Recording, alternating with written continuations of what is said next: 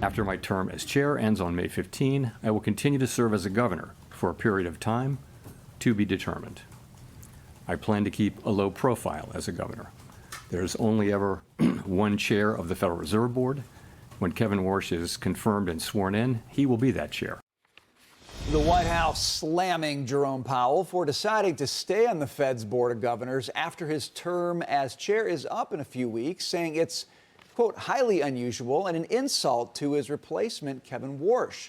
Warsh could be at the helm by the next Fed meeting in June, and President Trump's position on interest rates hasn't changed.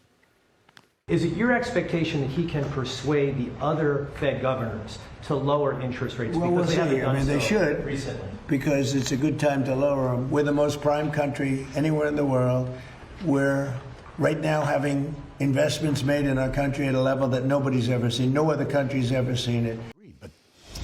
Kenny, what do you think about Jerome Powell sticking around, low profile, TBD when he leaves? Well, I got to be honest. I'm kind of surprised because I just assumed he'd had enough of it and he wanted out. But I suppose this is his way of sticking it to him on the way out because he's going to stay now, and Trump's not going to be able to, nominate somebody else to take that spot that would clearly be favorable to Trump. And so Jerome Powell said, no, I'm going to stick around, which I think is fine.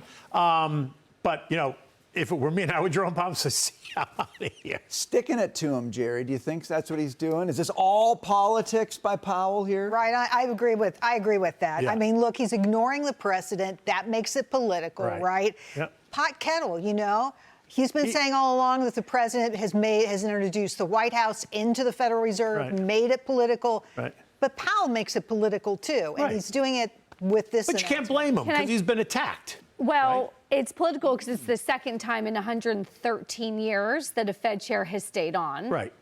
So that in and of itself. And the last time that volume. happened, the president asked him to It was stay requested. as a governor. Can we talk about the dissents and if it is an invitation or a rebuke of Warsh?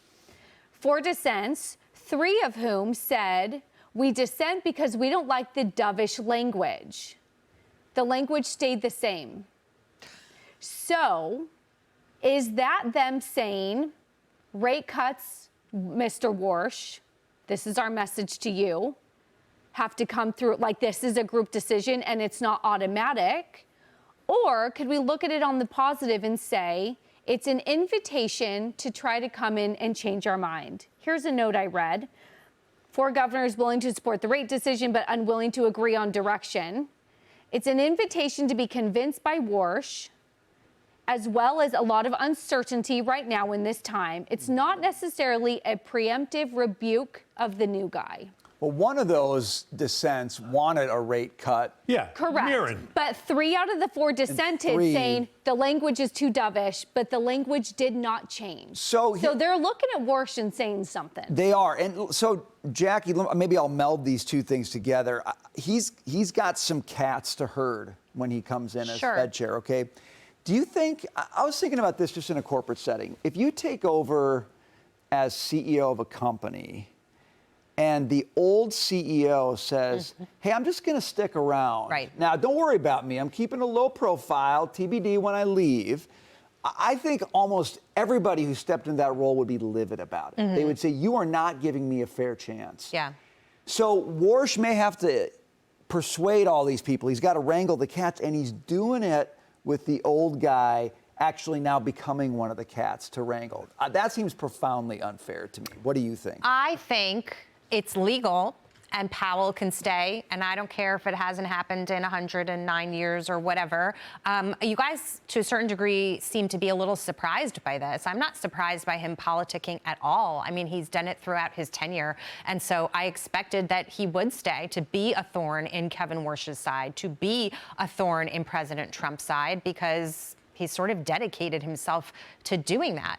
But, he's showing us over time who he is as well. I think Warsh knows that he's got to go in there, and we talked about this, sort of changing the system without actually changing the system, changing the logic. So when he sits down at the table to convince the dissenters or anybody else of what his particular position is going to be, I think that he is going to be looking at things in a different way. The targets won't necessarily be the same. The goals won't necessarily be the same. You don't have to rewrite the playbook to implement a new style Fed. And that's what I think is brilliant about this. I think that if there's anybody capable of doing it, it will be him. I wish him the best of luck. And I think, Kenny, to your point, this is a tough time to convince anybody of a rate cut with this backdrop. And I even think the president understands that. I'm not sure if he does understand that. I would hope think he does. understands I think it, he does. because I just don't see it. Look, if you look at the projections. Well, you're talking about whether President Trump understands that it's a tough time to sit here and justify how you can cut rates. He thinks it's a great time to cut That's what I'm rates. saying, is I don't think he understands it, which is a little bit concerning to me, because He may not say that, but I think he really does. And that's fine. Yeah. But I think that the three dissenters, I think they're going to be very serious about, look, we're not going to just roll over and play dead and That was their message. they're not going to do that. And he's going to have to come in and make a really hard argument on why this is necessary, because the market is telling you right now it's pricing in 0 cuts for the rest of the year. And actually, if you believe Jamie Dimon, there's going to be a rate hike in 2027. And Jeffrey Gundlach, the bond king, Right. also said he thinks odds of a hike are higher than odds of a cut this year. Right. Look at what the ECB and the BOE did. They left that door open to a hike. They took cuts off the table. But Jackie introduced an interesting point, which is it's not just about the timing of the rate cut, it's also about regime change. Correct. And what's going to happen on the ground at the Fed. Our head's going to roll. You're saying you don't have to do much to actually start implementing changes in the system. But in fact, maybe some people need to go. I mean, we've been talking a lot about whether it needs to get down to personnel level. Right. Yeah, I mean, if you're talking about the intellectual engine of the Fed, I think a lot of folks, Larry Kudlow foremost among them, have said that's got to change. And if those minds don't change, then the people in those seats need to change. Quick exit question, Jerry, for you. Does President Trump get frustrated with Kevin Warsh before the end of the year and express it? Well, thank you for leaving me that question, Mr. Bryan. You're going on a fancy cruise. I thought you might have a perspective. I mean, yeah, he gets frustrated with everybody, right? I mean, it's the way of the world. Things don't happen on his time schedule, and that's because he's a business person in government. And you know, so it could happen, yes. And you know what? I think Kevin Warsh might be okay with that, because he said, I want to have more family squabbles about what we're doing.